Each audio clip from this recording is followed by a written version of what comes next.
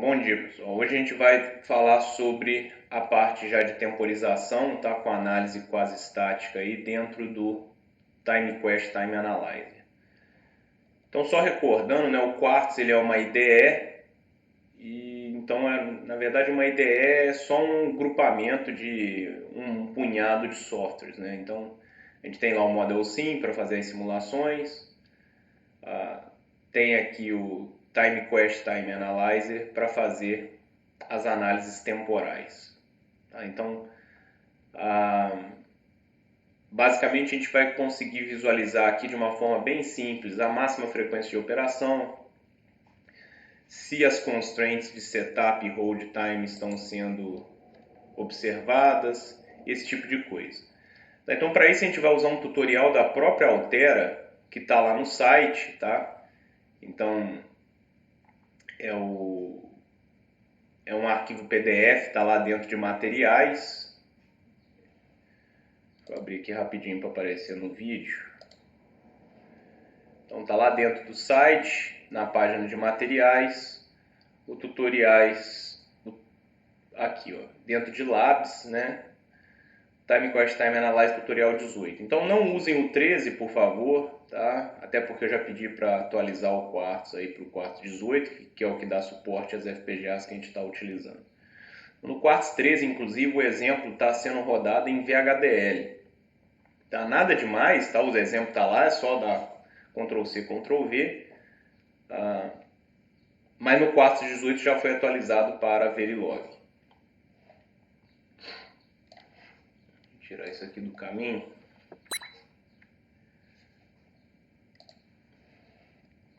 Então vou abrir o meu Quartz aqui para a gente começar a fazer aí o tutorial.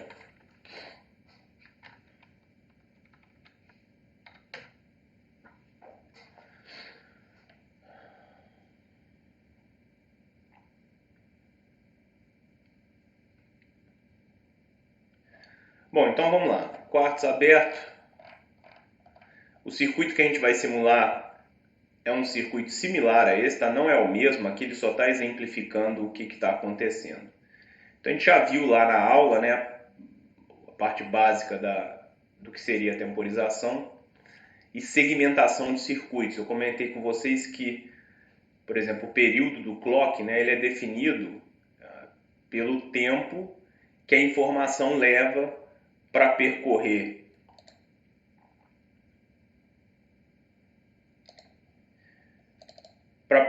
da entrada de um flip-flop até a entrada do próximo flip-flop.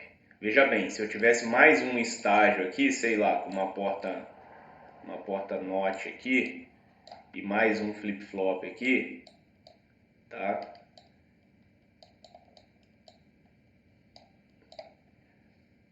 Eu não consideraria esse tempo, não é até o último flip-flop, tá? Isso aqui está errado. Então a temporização é considerada da entrada de um flip-flop à entrada do próximo flip-flop. E, né, a gente dá o nome de caminho crítico ao caminho que eu tiver o maior tempo. Tá? Então, o caminho que tiver o maior tempo vai ser o nosso caminho crítico. Por exemplo, aqui, ó, esse caminho aqui eu vou ter o clock to kill, né, que é o clock, é o tempo levado para processar a informação dentro do flip-flop. Depois eu vou ter mais um tempo da end, tá? E depois mais o setup time. E claro, o roteamento, tá? Então esse cara aqui não vai ser o caminho crítico. Por quê? Porque no caminho da informação eu só tenho uma porta end. Já o D, ó, esse cara aqui, ó, o que ele tem que fazer? Ó, ele tem um TCQ mais uma porta end, mais uma porta end, mais uma porta end e mais o setup time. Então esse aqui vai ser o caminho crítico, é o caminho que leva mais tempo. Então o período do meu clock, ele tem que ser definido para fazer caber o maior tempo, ou seja, o maior tempo é o caminho crítico. Então por isso que aqui nessa equação é dada a frequência máxima, fazendo o quê? É aquela formulinha que a gente aplicou lá na aula na terça-feira. Então, 1 sobre o somatório dos tempos. Quem que é o somatório do tempo? 1 TCQ, tá aqui, ó. Mais uma porta-end, mais uma porta-end, mais uma porta-end. Então, 3 portas-end. Mais o TSU. É claro que eu teria o roteamento aí também, mas ele está ignorando o roteamento. Até porque dificilmente nós saberíamos, né, como que é o roteamento está feito lá dentro da FPGA. Então, basicamente, a ferramenta de síntese, ela vai considerar isso aí se nós fizermos a simulação depois do placement routing, tá? Mas isso aí é transparente, né? Então, aqui, de uma forma teórica, para simplificar, a gente está ignorando os atrasos de roteamento. Então, o TCQ, se vocês lerem o texto aí, ele está falando que é 1 nanosegundo e o TSU também é 1 nanosegundo. Então, vai dar 1 nano mais o da porta end, que é 1 nanosegundo também. Então, vai dar 1 nano mais 3 nano mais 1 nano, que dá 5 nanosegundos. 1 sobre 5 nanosegundos, 200 MHz. Então, essa seria a minha frequência máxima de operação. Por quê? 1 sobre 200 nano, 1 sobre 200 mega dá os 5 nanosegundos. Então, esse período aqui, esse período aqui,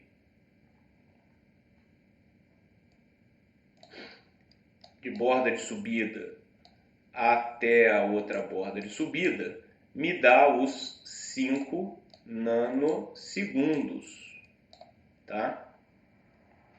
Esses 5 nanosegundos, nesses 5 nanosegundos, cabem esses 5 nanosegundos do caminho crítico.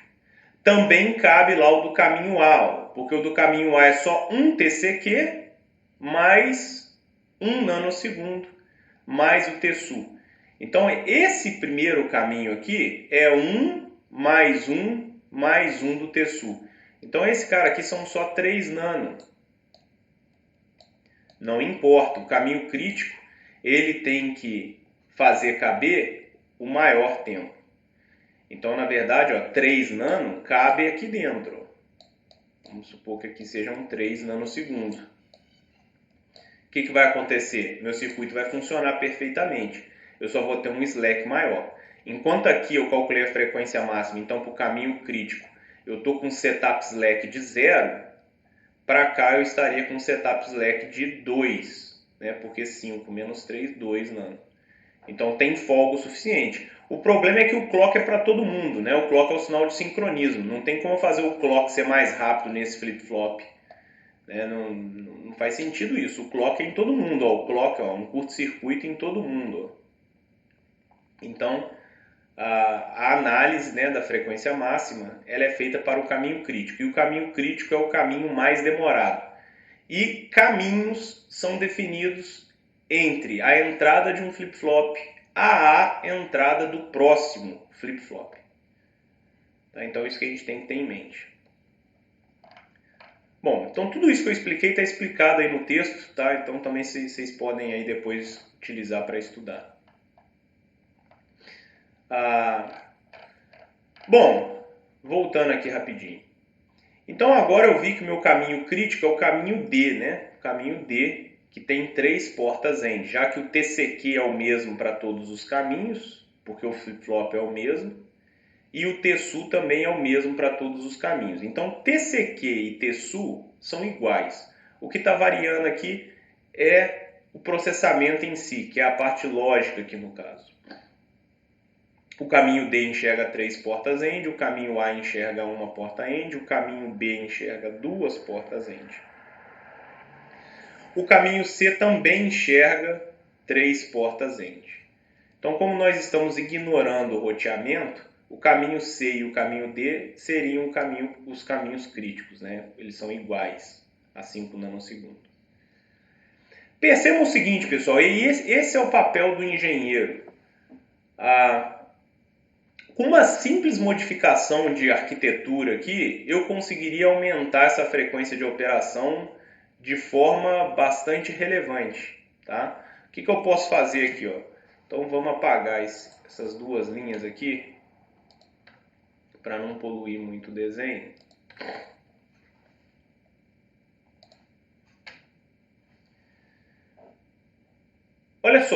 Se eu fizer um rearranjo da seguinte forma, se eu pegar uma porta AND aqui, essa porta AND, e ligar ela ao invés de B e na saída de C, eu ligar ela em A, na saída do A aqui e na saída do B.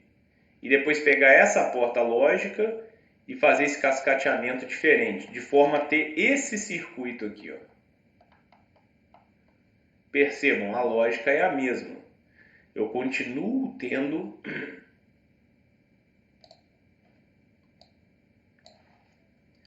A, AND B, AND C, AND D. Eu continuo tendo isso aqui, ó. Meu circuito é o mesmo, meu F, né? Chamei de F ali. F é igual. É a mesma coisa que em cima, né? É a mesma função lógica. Só que agora, olha o que aconteceu com o meu caminho crítico. O meu caminho crítico agora, ele vai ser qualquer um dos A, B, C ou D aqui, né? Porque ele vai sempre enxergar duas portas AND apenas, ó. Ó, o A, o B... Opa, o que aconteceu aqui? O A, o B, o C e o D. Todos eles enxergam, né, além do TSU e o TCQ, que a gente já comentou que são os mesmos, porque os flip-flops são os mesmos, eles enxergam apenas duas portas AND. Então, a minha frequência máxima de operação agora vai ficar o quê? Ela vai ser dada por Fmax é igual a 1, né? Dividido por quem? 1 dividido por, aqui no caso eu vou ter o TCQ, mais 2T da AND e mais 1 TSU. Mais 1 TSU. Então eu vou ter isso aqui.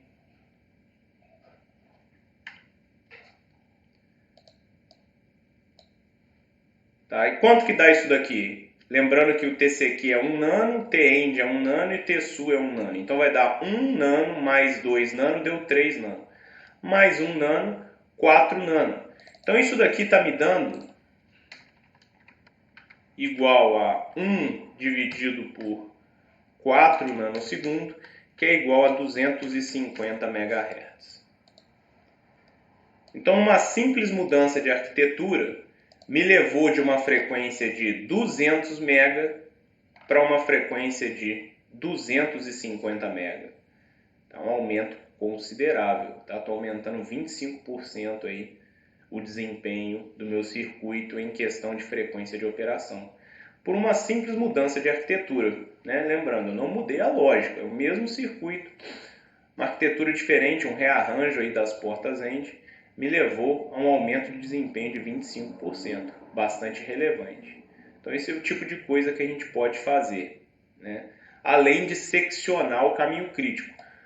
Eu comentei isso lá na aula também. Algumas vezes, né, eu não vou poder fazer esse rearranjo. Ou, por exemplo, eu já fiz o rearranjo, obtive os 250 MHz, mas eu preciso fazer isso aqui operar ainda mais rápido. Aí eu não teria o que fazer a não ser segmentar o caminho crítico. Então aqui, ó, eu teria que desenhar, vou desenhar deitado aqui, ó, eu teria que botar mais um registro aqui, tá? E mais um registro aqui, tá? Opa. Vou dar um zoom aqui um pouquinho. Um registro aqui e um registro aqui, tá? Aqui é D e aqui é o D, tá? Tá aqui na linha. Porque agora o meu caminho crítico vai ser o quê? O meu caminho crítico vai ser, de novo, o A, B, C e o D são os caminhos críticos, porque eles são iguais. Mas o caminho crítico agora vai ser só uma porta AND, ó.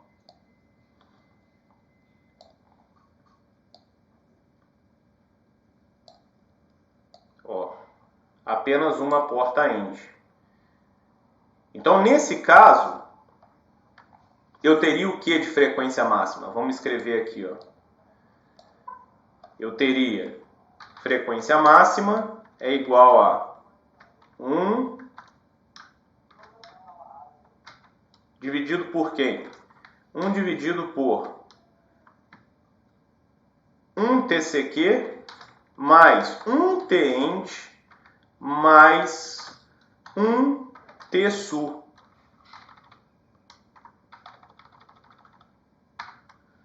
Mais 1 TSU. Isso daqui vai ser igual ao quê? Vai ser igual a 1 dividido por 3 nanosegundo, que vai ser igual a 333 MHz. 333 MHz. O problema é que com essa abordagem aqui, eu mudei um pouco a topologia do circuito, tá? Ah, professor, mas a função lógica continua sendo a mesma. A, ind B, ind C, ind D. Mais ou menos, tá? Porque, na verdade, agora eu segmentei o caminho por flip-flops. Então, eu estou aumentando a latência. Então, agora eu demoraria 2 clocks. Na verdade, desculpa, 3 clocks para eu ter a minha saída F. Enquanto que anteriormente eu precisava de 2. Então, aí eu preciso tomar cuidado. Mas, muitas das vezes, a gente vai ter que fazer esse tipo de artifício. Deixa eu rearranjar isso daqui. Para obter as frequências que a gente precisa. Tá? E aí vale toda aquela discussão que eu fiz na aula sobre latência, frequência de operação. Tá? Tudo bem, eu vou demandar um clock a mais para fazer a minha operação, mas olha só o quanto que a minha frequência aumentou. Então isso vale a pena? Isso não vale a pena? É uma aplicação que não tem muita importância? A latência ser aumentada é importante, eu preciso de ter baixa latência, então tudo isso a gente precisa analisar e é o que a gente vai analisar, né, no decorrer do curso aí.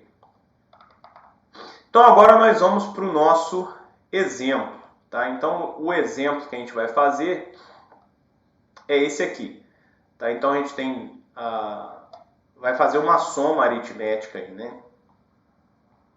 Então, eu vou somar A, B e C. Tá? Então, estou somando A mais B mais C. Tem 2 somadores aqui, ó, símbolozinho de halo, mas a halo aqui só faria soma, né? É um somador. E aí eu vou ter minha resposta soma. Tá? Percebam, mesma coisa, né, de anteriormente. Ó, eu tenho lá um cascateamento de informações. Então, por exemplo, o meu caminho C, ele só enxerga um somador, então ele não é um caminho crítico. O meu caminho crítico vai ser ou o A ou o B. Tá? Ou o A ou o B. É claro, pessoal, ó, A e B e C, tá vendo que tem esse cortezinho escrito 8? Isso aqui significa que é um barramento de 8 bits. Então é claro que aqui a gente está já usando uma abstração. Na verdade eu não tenho um flip-flop, eu tenho 8 em paralelo. Aqui também, porque é um barramento de 8 bits. Né? Então é sempre barramentos de 8 bits. Então quando a gente rodar a ferramenta do TimeQuest, ela vai analisar linha a linha. Ela não vai analisar o A como barramento, igual a gente está fazendo aqui. Tá, mas eu quero que vocês entendam isso, até porque numa prova, na hora que eu pedir para vocês analisarem, eu vou pedir para fazer essa análise já abstraída. Porque não tem como a gente destrinchar bit a bit, saber qual que é o roteamento utilizado, isso vai ficar muito complexo. Tá? Apesar de ser simples, mas a quantidade de linhas vai ser tão grande que vai ficar complexo. Então, o TimeQuest, o software, ele vai fazer isso para a gente. Então ele vai achar, foi o A, a linha 3 do A, ela é mais demorada de todas. Aqui eu estou vendo que o A e o B são demorados de igual forma. Eles são o caminho crítico. Mas no TimeQuest não, ele vai ser capaz de identificar exatamente o bit que é o caminho crítico. E aí ele vai reportar a frequência máxima baseada nesse cara. Tá? Então aqui a gente teria o C não é o caminho crítico. Tá? Então vamos lá, vamos pegar esse circuitinho aí, ó. O circuito já está dado, só a gente copiar, seleção de texto, copiar e ficar esperto aí que às vezes o PDF dá uns probleminhas, eu acredito que esse aqui não dê, então vou copiar o texto, tá? Vou criar um projeto aqui. Então, primeiro eu vou criar um arquivo Verilog para eu criar o projeto baseado nele. Vamos dar uma tabulação, uma tabuladinha aqui, só para ficar mais bonitinho, tá? Dar uma separada aqui.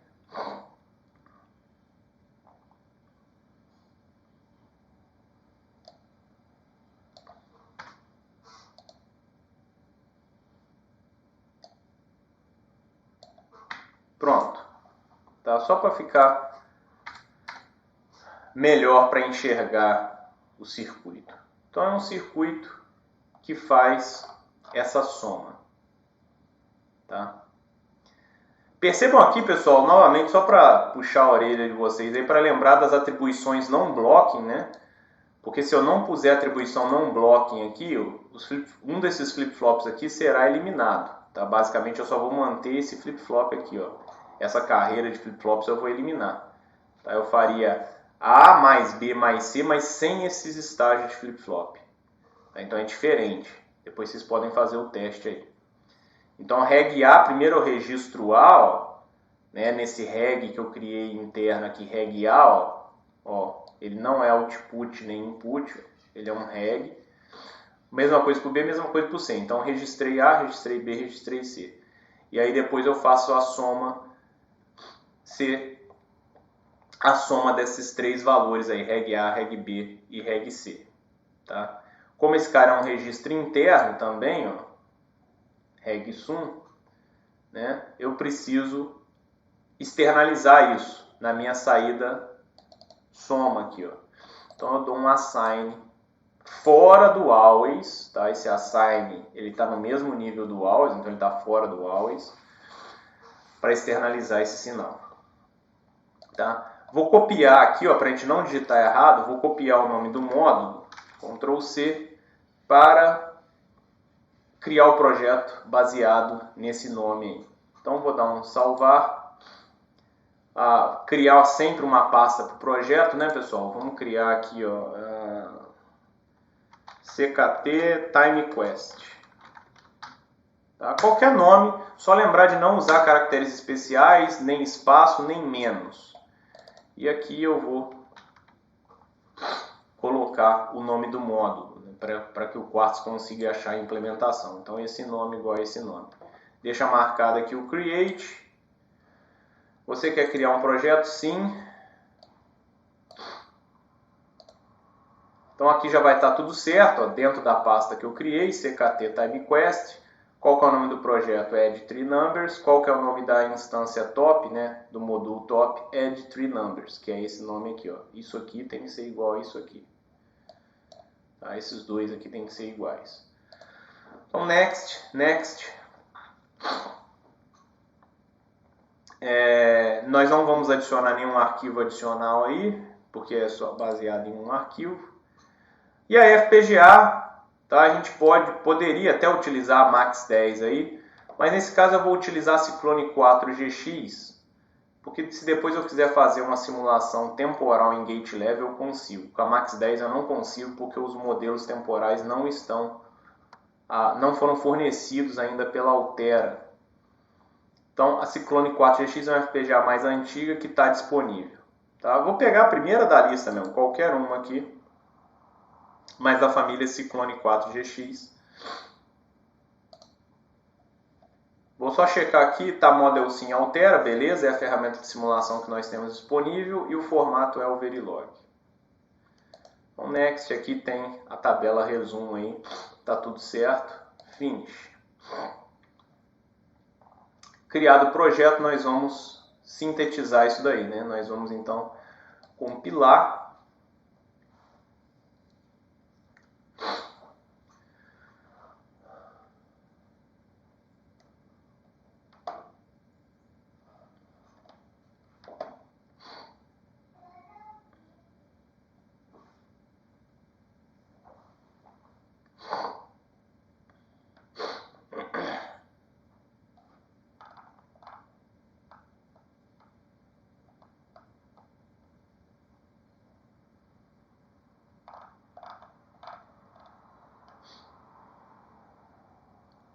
Não fechem a janelinha do Flow Summary, tá?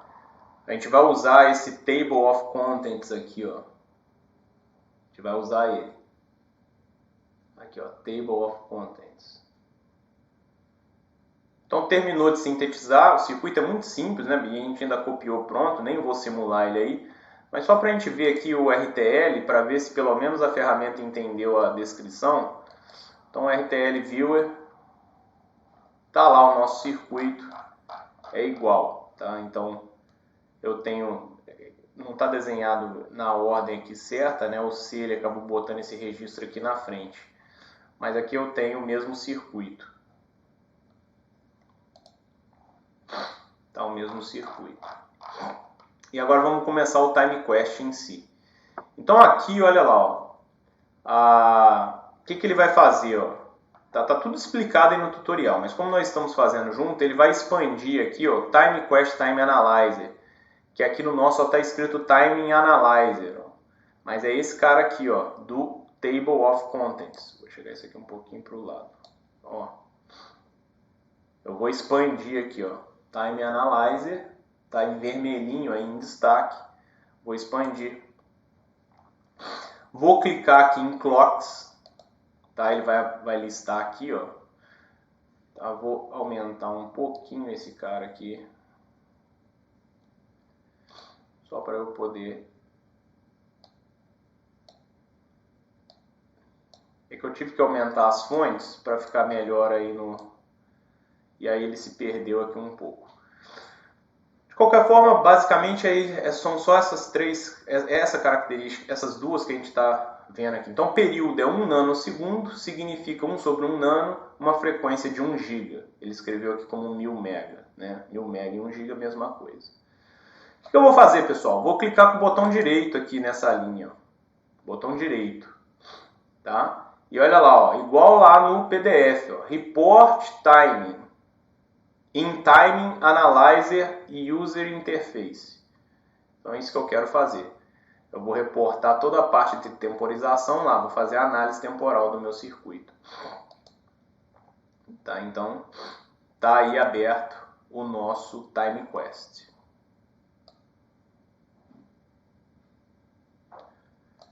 Tá, e nós vamos ter que fazer algumas coisas aí, tá? Que tá definido aqui no PDF também, ó. O que a gente vai fazer agora? Basicamente a janela que abriu é essa, ó, essa janelinha aqui, ó, tá? E aí o que a gente vai fazer? Então, from clock. Qual que é o clock do meu sistema aqui, ó? É o clock. Vou botar clock aqui, ó, tá? Basicamente é isso que eu vou fazer nessa janela. Tá ok? É só para ele saber que o meu clock é o sinal de clock que foi definido no meu circuito. Então, vou dar o report timing. Então, eu dei o report timing. Então, ele só botou clock aqui, clicou em report timing. E aí, abriu essa mesma janela no nosso, que aí eu vou expandir aqui para mostrar para vocês. Vou deixar eu trabalhar com a janela maximizada. Infelizmente, o gráfico aqui ficou bem pequeno, mas vocês devem estar acompanhando aí. E não dá para eu dar zoom aqui, tá? Perceba o seguinte, pessoal. Ele chama bem atenção para o que não está obedecendo às constraints. Então, olha lá, o nosso setup slack está negativo. Por isso que está tudo vermelho. Se o setup slack está negativo, significa que eu não estou obedecendo a constraint de setup time. Então, meu circuito não vai funcionar se eu operar ele na frequência de 1 GHz, que é a frequência que está sendo colocada lá para ser feita a análise.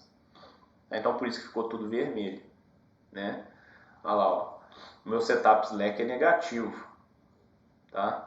Então, o gráfico está mostrando aquilo que a gente analisou na aula também. Bom, professor, mas e aí? Bom, e aí que se não está funcionando, o que eu tenho que fazer? Ou eu altero a topologia do circuito, né? Ou eu diminuo a frequência de operação. Tá? Basicamente o que nós vamos fazer é diminuir a frequência de operação. Ah, professor, mas para que frequência de operação nós vamos, né? Se 1 GB não está funcionando, como que eu sei a frequência que funciona? Bom, Eu posso olhar pelo próprio Slack. Ó. Isso aqui está em unidades de tempo. Aqui eu tenho menos 2.3. E esse aqui é o maior, né, em módulo. Né? O maior em módulo, é o mais negativo. Esse é o caminho crítico. Tá? Esse cara é o caminho crítico. Tá? Então significa dizer o quê? O meu período está de 1 nano para dar a frequência de 1 GB, mas o meu Slack deu menos 2.3. Então se eu fizer 1 nanosegundo do meu período mais o módulo desse cara, 2.304, eu vou ter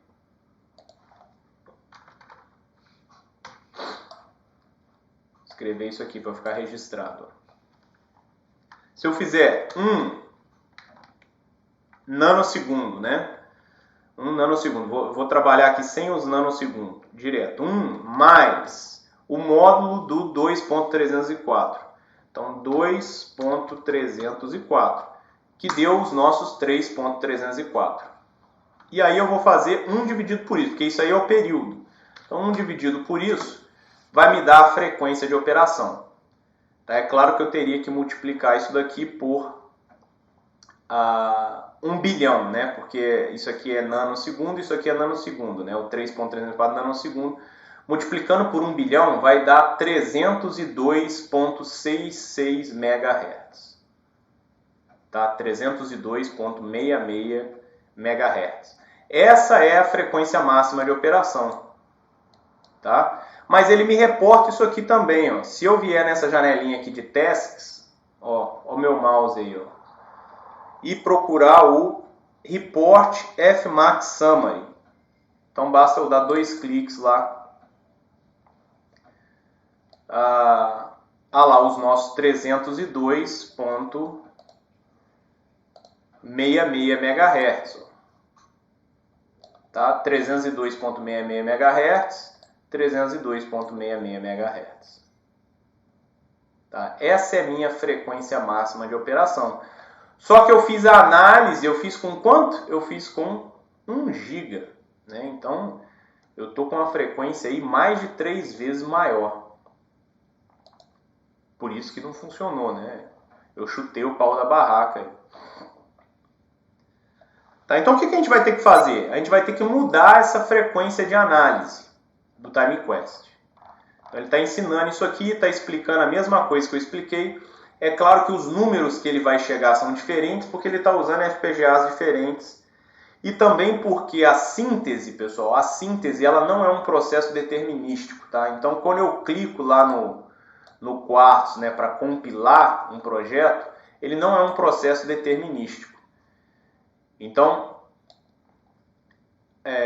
para uma mesma FPGA, nós podemos chegar a circuitos diferentes.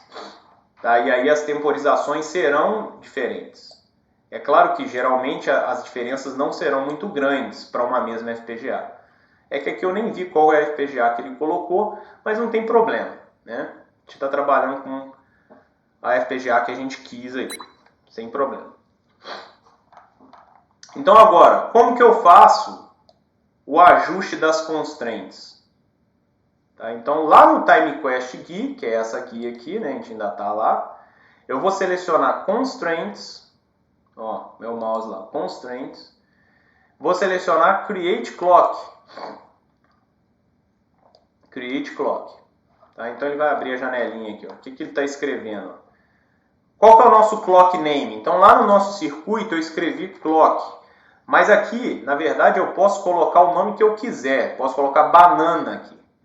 Porque depois eu vou fazer o target, que seria fazer a conexão desse clock com o clock realmente do meu circuito. É como se fosse um test bench, né? Onde eu estou criando um sinal e eu vou interconectar esse sinal no meu clock. Tá? Então, targets é importante, embora aqui ó, ele não tenha... Está vazio porque ele clicou lá para achar o target. Tá? Então a gente vai clicar aqui nesses 3 pontinhos. Ó. O target. Tá? Então vou clicar em list. Deixa eu aumentar um pouquinho. Isso não rearranja. Então aqui, ó, vou clicar em list. E aí eu vou achar o clock. Então aqui está o nosso clock dou 2 cliques nele, né, para ele vir para o lado de cá. Ele tem que vir para a coluna do Selected. Então, ó, perceba que escreveu aqui SDC Command, Synopsis Design Constraints. Então, isso que significa o SDC. Essa constraint, ela vai ser escrita num arquivo com esse comando aqui, ó, getPorts clock. Ou seja, esse sinal que eu estou criando, tá? Clock, poderia ter qualquer nome. Ele vai ser conectado aqui no nosso port de clock. Então isso aqui tem que aparecer aqui. Isso tudo, pessoal, vai ser escrito num comando. Olha lá, ó. Olha o comando aqui, o SDC Command. Ó. Porque, na verdade, os programas que estão fazendo isso mesmo, eles nem são visuais, eles nem são gráficos. Eles são programas que rodam na shell de comando. Aqui é só a interface, né, a IDE, a User Interface, para a gente fazer isso de uma forma gráfica. Mas depois ele vai cuspir um comando, Synopsis Design Constraints, com todas as constraints. E aí o meu circuito vai ser analisado baseado naquelas constraints. O período aqui está de 10 nanosegundos. Né? 10 nanosegundos é demais também, ó, porque a gente chegou num período de 3.304.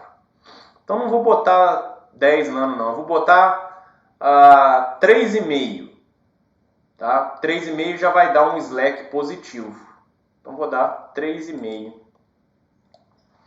Lembrar que é ponto, não pode digitar vírgula aqui. 3.5 já está em nano. Então 3 ponto, não pode ser vírgula. Tá? Ah lá, ó, já ajeitou o desenho aqui. Ó. Então o período realmente está indo até 3,5. E agora sim eu vou dar run. Quando eu der run, fica tudo amarelo aí. Ó. Se vocês chegarem perto do monitor, vocês vão ver que está escrito out of date. Ou seja, está desatualizado. Tá? Está desatualizado. Por quê? Porque eu mudei a constraint. Então, para resolver isso daí, basta eu clicar aqui, ó, em qualquer lugar que tiver amarelo, tá? Qualquer lugar que tiver amarelo, clico com o botão direito e dou Regenerate All Out of Date.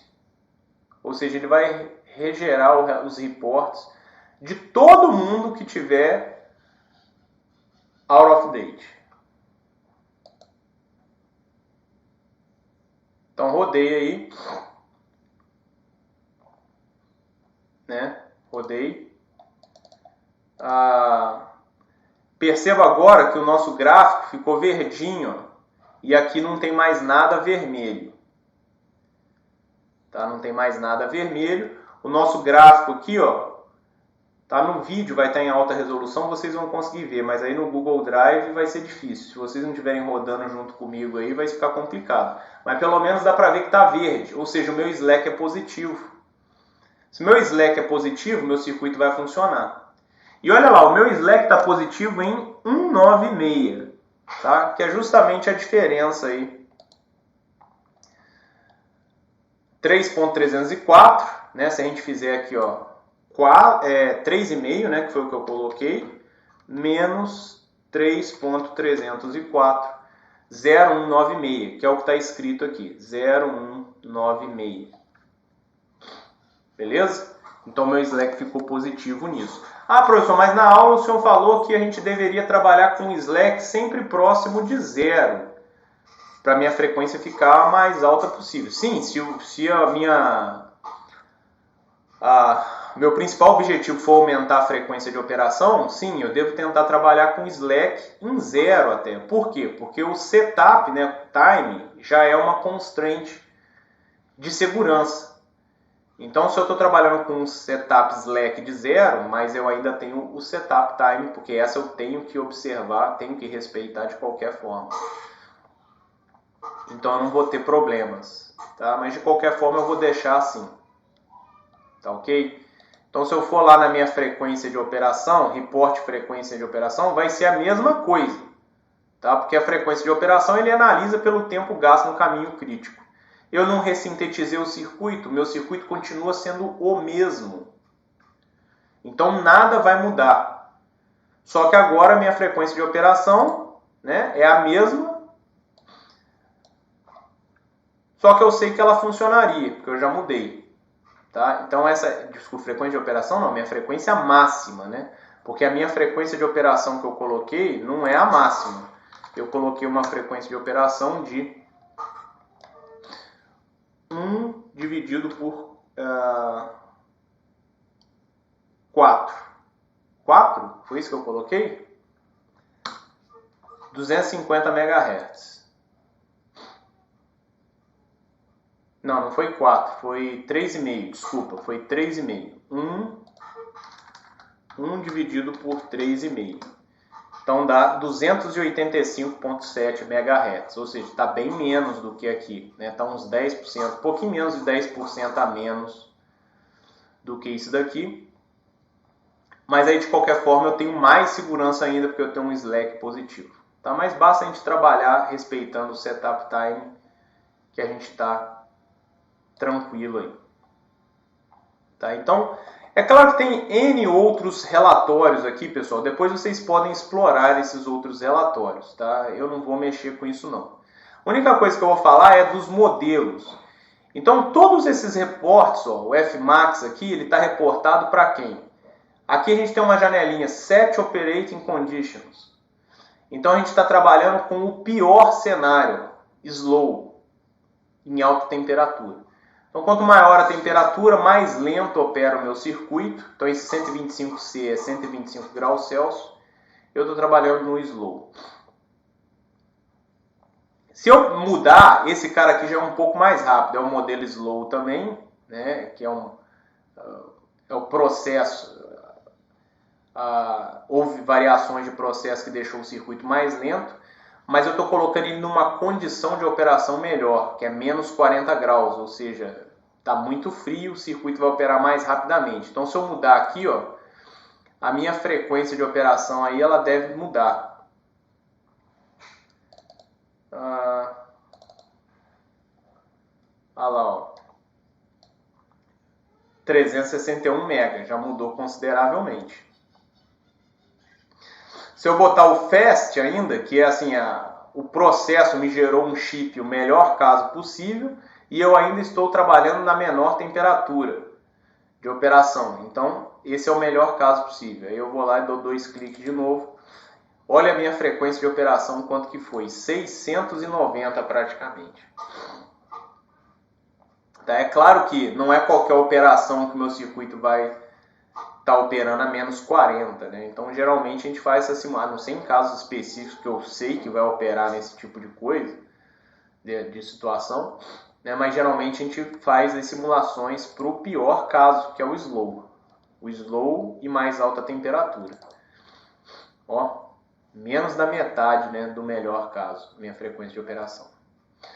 Pessoal, é mais ou menos por isso que a gente faz aí os overclocks. É claro que com o overclock o circuito vai esquentar mais mesmo, a gente precisa refrigerar, né, bastante.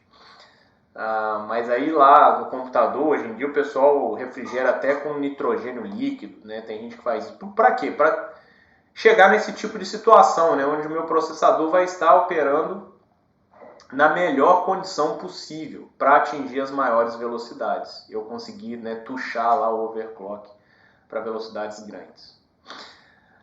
Uma outra coisa que a gente tem que comentar aqui, que aí isso é importantíssimo, é que essas constraints, né, então a gente agora está trabalhando com uma constraint de quanto?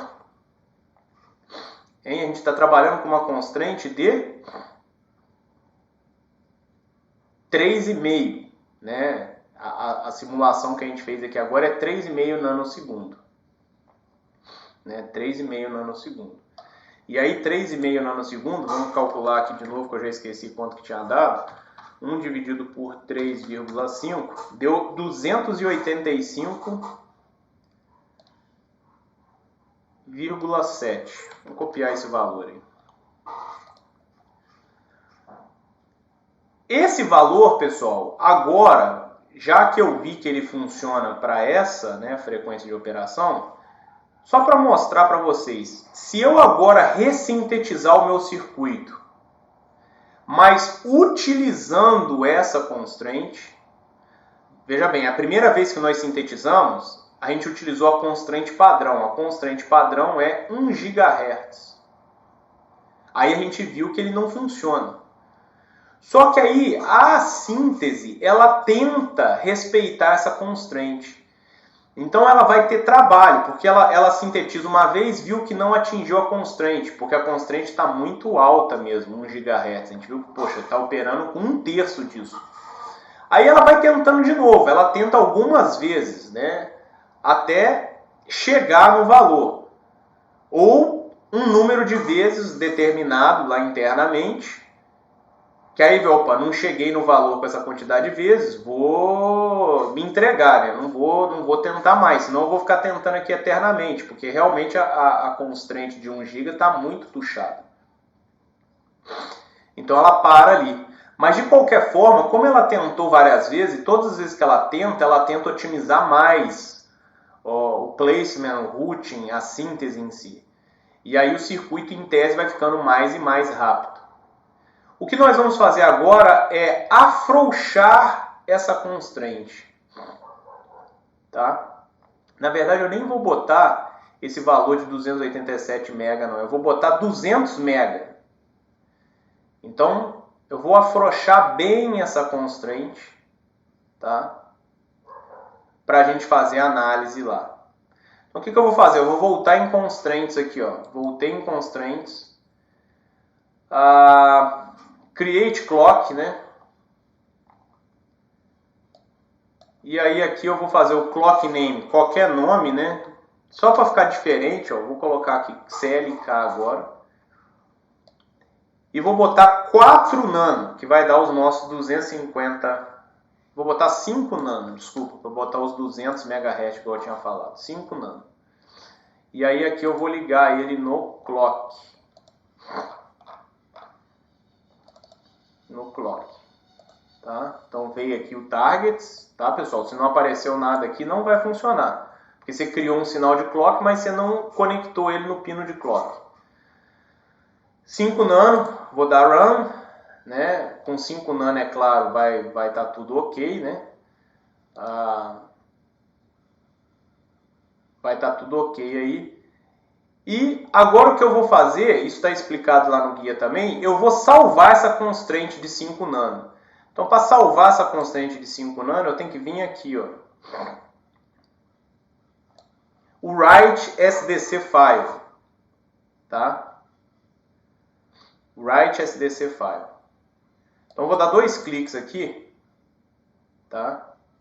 E aí ele abre essa janelinha aqui. Eu vou até colocar ali em cima do branco aqui para ela ganhar destaque, ó. Ó. Porque tem um bug aqui. E esse bug é a única coisa que não está explicada lá no tutorial. SDC file name. Olha só, eu não sei por que cargas d'água ele botou um ponto alt aqui, ó. Se nós mantivermos esse ponto alt aqui, ó, o Quartz não acha o arquivo. Aí ele não usa a constraint que a gente está definindo aqui de clock, que é 5 nanosegundos, né, ou 200 MHz. Então eu tenho que apagar esse ponto alt, tá? Deixar só o ponto SDC. Deixar assim, ó, somente o nome do módulo, né, ponto SDC. Aí o Quartz vai achar a nossa constraint. Então aqui eu vou dar OK. E vou fechar o TimeQuest. Quando você fecha o TimeQuest, ele pergunta se você quer gravar o SDC. Então, ao invés de vir aqui dar 2 cliques, eu poderia só ter mandado fechar já direto. Aconteceu alguma coisa aqui no meu, não sei porque eu estou trabalhando com a... beleza, abriu aqui a janelinha. Ó. SDC commands made during the session are not automatically saved. Do you want to write an SDC file? Não. Aí eu poderia dar o yes e salvar, deletando o ponto alt também. Ó. Posso fazer aqui um yes, ó. A mesma coisa, apareceu o ponto alt. Então eu tenho que apagar ele também. Só que eu já fiz isso, né? Eu já criei esse arquivo, então eu vou cancelar aqui. Já criei esse arquivo. O que eu vou fazer agora no Quartz? Tá? O que eu vou fazer é ressintetizar o meu circuito. E agora ele não vai usar mais a constraint como 1 GB, ele vai usar a constraint como 200 MB. Então agora eu afrouxei o cinto. Então agora a ferramenta de síntese, provavelmente, qualquer síntese que ela fizer vai atender. Tá? Então, provavelmente, o meu circuito vai ficar pior. E aí, se a gente refizer as análises temporais no TimeQuest, a gente vai ver que, por exemplo, a frequência máxima obtida vai ser menor. Tá? Então, a gente mostra aí um dos objetivos do guia de hoje, que é constraints influenciam na síntese. Aliás, essa é uma das funções dela. Tá? A minha síntese ela é altamente influenciada pelas constraints. Não só constraints temporais, mas eu posso colocar constraints de área, constraints de potência. Tá? Existem constraints de toda sorte aí. Na verdade, existem, eu diria que se bobear, mais de 100 tipos de constraints que podem ser definidas. Tá? Então, vamos ressintetizar o circuito. Se a gente fosse medir, talvez até vai gastar menos tempo aqui a síntese. Por quê? De novo, eu afrouxei a constraint. É claro que talvez para um circuito desse tamanho não seja perceptível, tá? Mas para um circuito grande, isso vai ficar muito claro. Imagina que eu estou fazendo um circuito lá que ocupa 90% da FPGA e eu aperto o cinto pra caramba. Pô, vai demorar dias a minha simulação. Às vezes eu tenho que afrouxar a constraint mesmo. Então, olha só, a mesma coisa. Eu vou expandir aqui o Time Analyzer. Tá? Vou lá em Clocks. Vamos ver se alterou.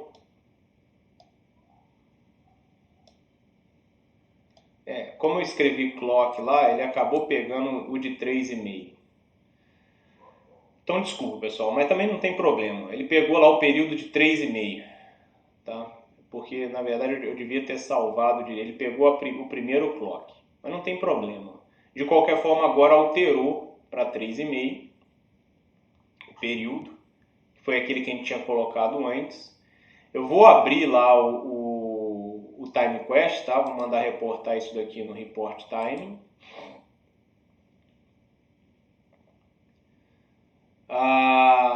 Clock. É só isso que eu tenho que escrever nessa janela. Report Time. E olha lá, ó. Não passou. Poxa, professor, mas na outra vez não tinha passado? Sim, mas na outra vez a gente sintetizou para 1 GB. Então, de novo, a síntese tentou otimizar o melhor possível o circuito para obedecer a constraint de 1 GB. Ele não conseguiu, mas ele tentou. Muito provavelmente ele chegou num circuito mais otimizado do que agora, porque agora eu afrouxei o cinto, mas aí ele nem conseguiu chegar. Tá? Então, ó, a minha frequência máxima de operação aqui agora está menor.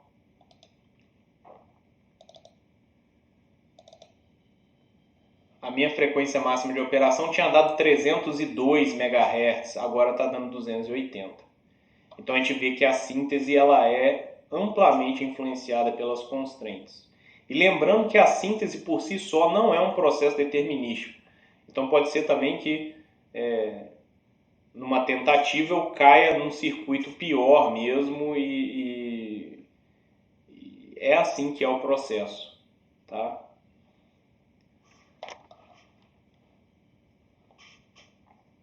Então a gente pode fechar isso daí. O que eu pediria que vocês pudessem fazer aí também é criar um test bench para esse circuito. Como a gente escolheu o modelo 4GX, fazer uma simulação gate level. Tá? Que aí dá para a gente ver a simulação funcionando também.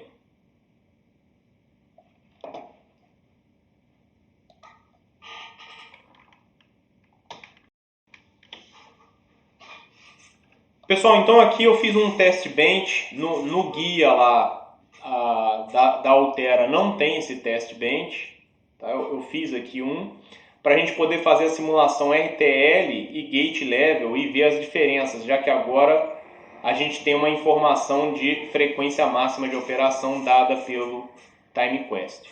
Então aqui, ó, aqui eu quero colocar uma frequência de clock, né, de 250 MHz. Inclusive aqui eu fiz errado, aqui tem que ser 2, tá? Porque aqui é hora borda de subida, hora borda de descida. É isso aqui que está acontecendo. Deixa eu botar aqui só para eu poder desenhar aqui. Então, na verdade, eu quero 4 nanosegundos de período, né? Então aqui, ó, hora borda de subida, hora borda de descida. Então esse valor que a gente coloca aqui, ó, ele é esse cara aqui, ó.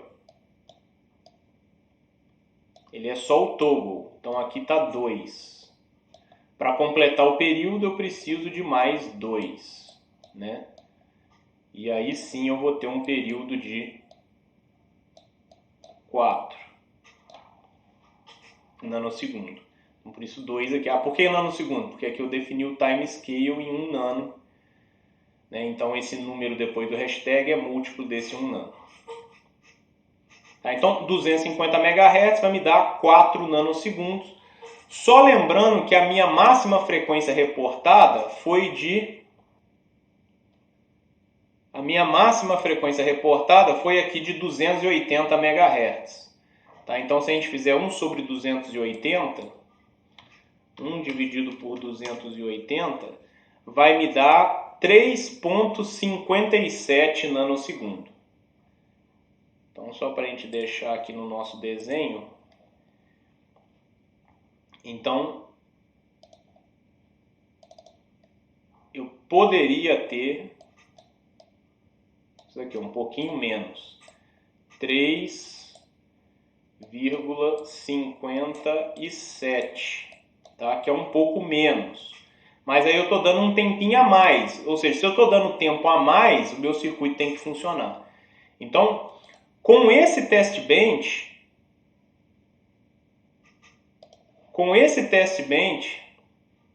definido para 4 nanosegundos, né, 250 MHz, é uma frequência menor do que a máxima frequência reportada. Então vai ter que funcionar o circuito. Então vamos adicionar o test bench. Primeiro vamos salvar, né? Então lembrar sempre de copiar o nome do módulo para não digitar errado. Aí vai lá dar o Ctrl S ou clica lá no botãozinho de salvar, né? E salva dentro da pasta do projeto mesmo. Tá? É que o meu aqui já está salvo. Agora o que nós vamos fazer? Vamos adicionar o test bench, né, ao projeto. Então a gente vai lá em Assignments, Settings,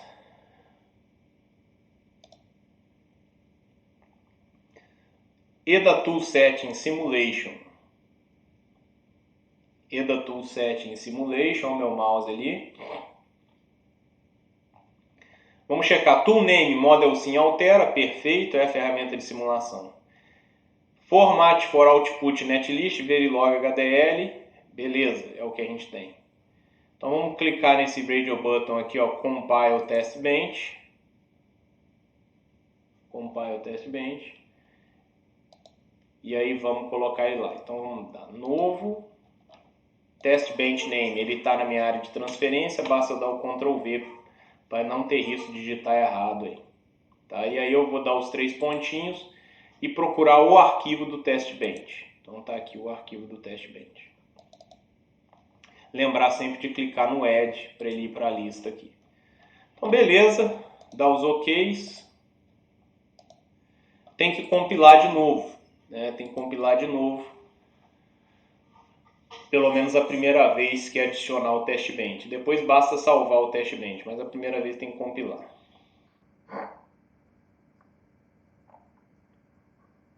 Então ele pode até alterar um pouquinho a frequência máxima agora de novo, pessoal. Como eu falei, o processo não é determinístico. Tá? Então eu vou até olhar para ver qual que é a frequência máxima reportada novamente.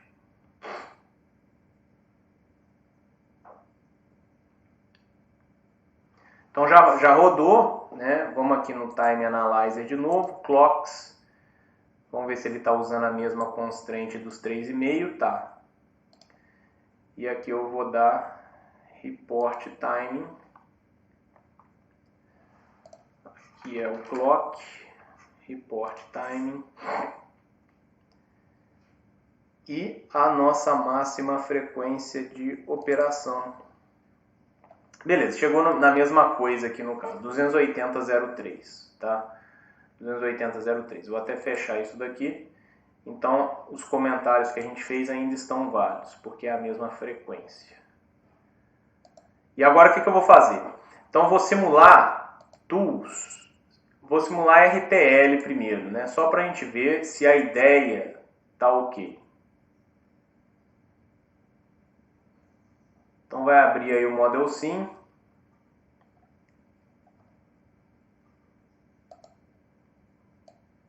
Eu vou só ajustar todo mundo aqui para Unsigned, tá? Vou ajustar todo mundo aqui. Radix Unsigned, tá? Que é o decimal não sinalizado. E aqui eu vou dar um F, né? Nossa, eu simulei muita coisa, mas tudo bem. Aí eu dou um zoom aqui agora. Vamos dar zoom mais aqui, ó. Até eu conseguir ver as coisas. Então, beleza. É que eu simulei muitos valores, né? Então, olha lá, pessoal. Bom, primeiramente, o nosso circuito ele demanda 2 clocks para dar a resposta, né? Então, sempre o resultado é de 2 clocks anterior. Então, por exemplo, esse resultado aqui de 174, ele se refere a essas entradas aqui, ó. Deixa eu ver se eu consigo abrir a lupa. Lupa, acessibilidade. É que a minha lupa aqui não estava funcionando direito, não. Nível de zoom. Não está funcionando, não. Bom, mas no vídeo vai estar bom. Tá? Então, sempre de referente a 2 bordas de subida para trás. Ó. Então, aqui o 174, ó, essa daqui é a segunda borda de subida do clock. Eu tenho que olhar os valores anteriores. Então, 6 mais 9 dá 15, vai 1. Depois é 4 mais 2, 6, 65. 165. 165 mais 9, 174. Então, deu certinho. Tá? E assim sucessivamente. Então, o resultado é sempre relativo às entradas de 2 clocks para trás. Aqui eu estou simulando sem qualquer atraso. Então, deu correto. Né? Já era de se esperar. Agora vamos fazer o seguinte, vamos fechar aqui e vamos simular Gate Level. Tools, Run Simulation, Gate Level, e vamos simular no modelo mais lento de todos, né? Lembrando que a gente tem 3 modelos, né? A análise da frequência máxima é o do modelo mais lento, tá? Que é o 125 graus Celsius Slow. Que já é o primeiro aí por default, né? Porque geralmente, como eu tinha comentado lá, a gente faz a simulação ainda e as análises temporais para o pior caso. A não ser que eu tenha certeza que o meu circuito é de um propósito muito específico e vai funcionar nas melhores condições aí ambientais para o circuito, né? Que é a temperatura baixa. Então, simulei.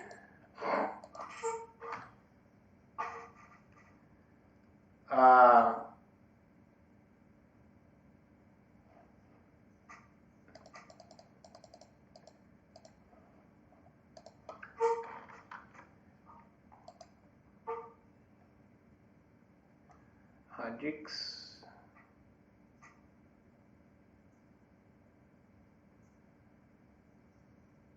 Unsigned.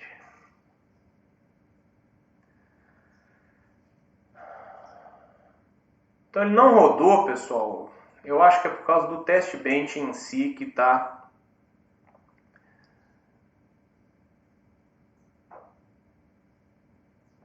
o test bench em si, o meu valor está se mantendo constante nas bordas de subida. Vamos aumentar essa frequência aqui. Ele reportou 280 MB. Eu estou usando 250, mas vamos aumentar. Vamos colocar bem grande aqui. Vou botar 4. Para 4 aqui eu estaria indo para 125 MHz, porque seria 8 período. Vamos ver. Então não preciso ressintetizar, tá? Então, vamos lá, Tools, Gate Level, Run.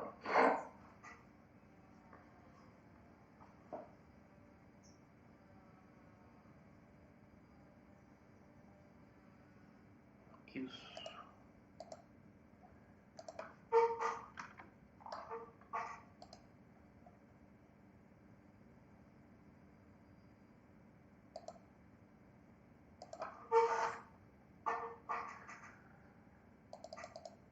Então, olha lá, com a frequência ajustada, eu tenho meu circuito funcionando. Tá? Então, se eu respeito a frequência, eu vou ter as coisas funcionando. Lembrar sempre de olhar a parte de trás, né? Olha lá, ó. Essa resposta de 174 aqui, ela é referente a essa entrada, 36 mais 129 mais 9. Essa resposta de 253 aqui, ela é referente a 99 mais 13 mais 141, sempre 2 clocks para trás. Como agora eu estou simulando em gate level, eu consigo ver glitch, tá? Eu consigo ver aí as coisas acontecendo.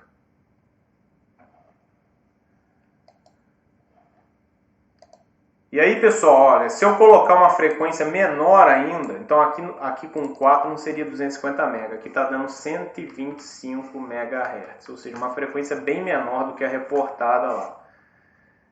Né? Aí, como a gente viu, se eu colocar uma frequência muito próxima ali, posso ter problemas, a simulação não é exatamente igual, tá? O processo de simulação do TimeQuest com o daqui. Mas se eu colocar uma frequência mais baixa, né, uma porcentagem consideravelmente mais baixa, vocês vejam que funciona tranquilamente. Agora, se eu colocar uma frequência mais alta, então 280 MHz, né, estava dando 3.5 nano. Então 3.5 nano é difícil de acertar aqui, até porque ele não aceita número... Não, se bem que ele aceita porque eu botei 100 pico. Então, 100 pico é 1 decimal. Então, eu consigo botar aqui 1.7. Então, com 1.7, eu vou ter 3.4 de período. Então, vamos fazer a continha aqui. Ó.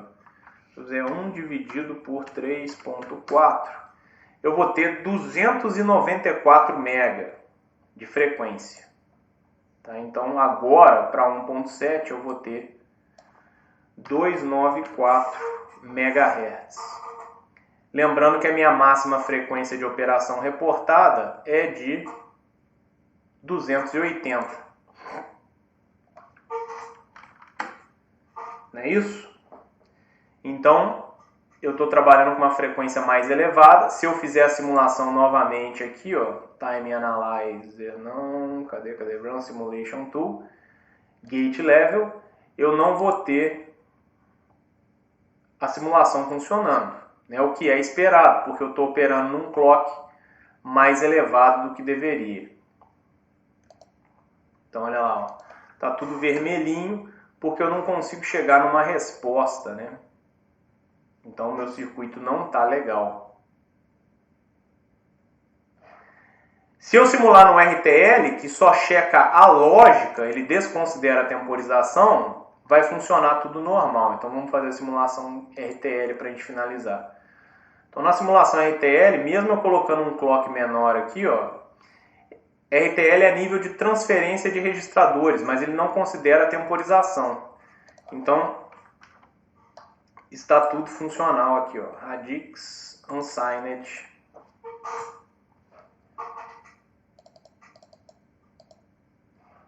Tudo funcionando bonitinho. Olha lá os nossos 36, 129,9, ó, 174, né? Depois 99 mais 13 mais 141, 253. Depois 120 é relacionado a 101 mais 18 mais 1. Né? 120, 101 mais 18, 119 mais 1, 120, e assim sucessivamente. Então, para vocês verem, pessoal, a simulação RTL, né, ela é uma simulação simplória para a gente testar a parte lógica do circuito, mas ela não considera nada da parte temporal. Quando eu vou fazer a simulação gate level, eu inclusive tenho que ajustar a frequência de clock do meu test bench, para ela se adequar à frequência de clock reportada pelo TimeQuest. Caso contrário, ela não vai funcionar, como nós vimos aqui. Só lembrando também mais uma coisinha antes de finalizar, aqui eu estou usando a Cyclone 4 GX porque a Max 10 eu não consigo fazer simulação gate level na Max 10 ainda. Ela não tem os modelos, tá? A Cyclone 4GX tem. Então a gente não ia conseguir ver essas simulações temporais.